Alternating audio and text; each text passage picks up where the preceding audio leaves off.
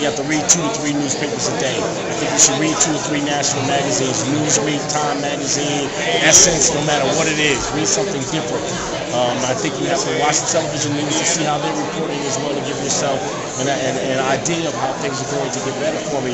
And when you get an opportunity to meet journalists such as myself, or Stephen A. Smith, or Dr. Richard Lapchick, who's great in his field, or or Bill Logan, who's at the New York Times, you take the time to talk to them and try to get a sense and ask them questions like that that may help you.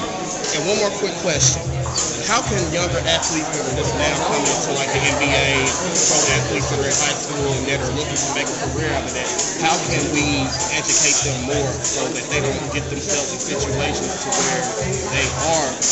I don't think that we can personally educate them. I think that has to come from the family unit. I think they have to have friends that have to stand up and tell them that, hey, you're in a world where you're going to be responsible for everything that you do. We have Brandon Jennings, who was just 10th round draft pick of the Milwaukee Bucks. First thing he did was do a video with Joe Budden, talking about all this other stuff, using the N-word, doing all this kind of stuff. It wasn't a good start for him in a state like, in the Midwest of a state like Wisconsin. Since that time, I think he's realized the error of his ways, but I think it's going to take, I don't think you have to trip to find out the right way to do it. I think you can do a seamless transition. And I think a lot of athletes recognize that they are fallible, that they can make those types of mistakes. And if we hold them accountable for it, which means if they step out of line, we write about them. We say that was not a good look for them. And if you can do that kind of thing, I think they can be successful. Really mostly what we were talking about here in our panel discussion, a lot of that, has to do with, cultural and also, minority diversity and stuff like that in the workplace. As a commentator for yourself, do you think that more minorities in the workplace and stuff like that, do you think that's going to solve our problem of all the minorities who are getting way too much attention, and do you think it'll balance that out? Well, if I understand your question correctly, my response would be that I don't think more minority writers will solve it. I think it'll help to solve it, but I think ultimately what's going to help, even the playing field, address legitimately the issues of diversity is going to be minorities in leadership positions. That's what it comes down to.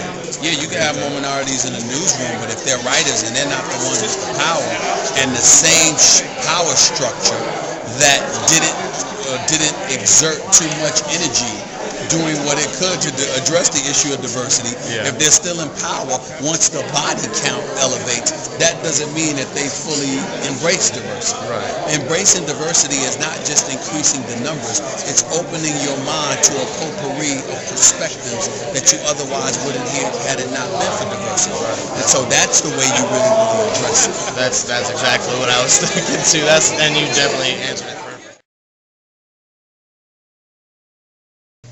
All right, tell us briefly about your book that is entitled The $40 Million Slave, and can you kind of relate that to current events that are going on in the media, surrounding certain athletes like Michael Vick, and in comparison to maybe other Caucasian athletes that may not get that same negative coverage when they do something that is like reported in the media?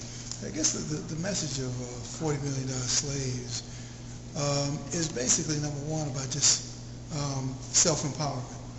For athletes to look at the long journey that it's taken, the barriers that have been overcome to reach this point in the journey of being numerically numerous and numerically strong, richly compensated, but turning those numbers into power, ownership.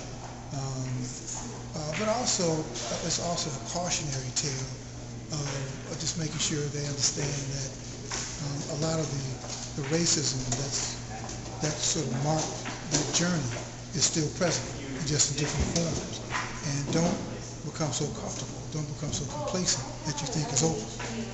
Because if you're Michael Vick, if you're Barry Bonds, if you're Mario Jones, and you think that you can do things and get away with it, you'll find out that that beast, as I call it, is still there, and it's kind of waiting to pounce. It may not look the way it looked in 1948, 1938, 1928, but it's there, and you always have to be aware.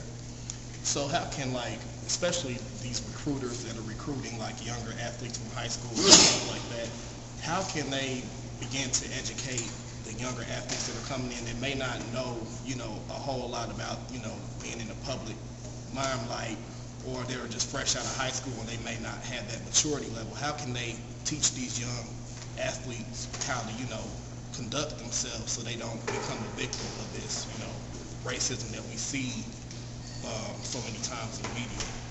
I just really think it's important for people to understand history. It's kind of like the same reason coaches have their athletes watching game film. It's the same reason to study history. You watch game film, which is the things that have already happened, but you watch it just to study what a team did to you last time you played. You look at last week's practice. You look at last year's game.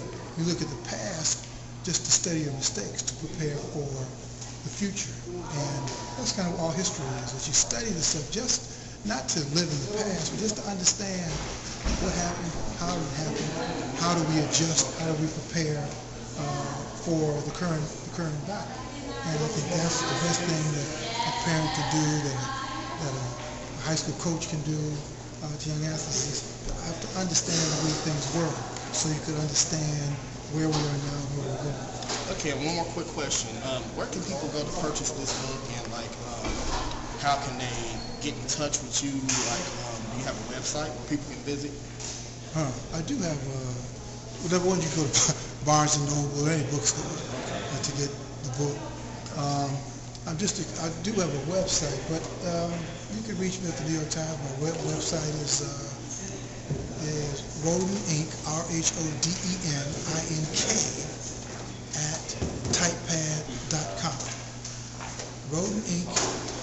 @typepad.com. You can always call me at the New York Times. I'm listed. I'm not the hardest guy to find.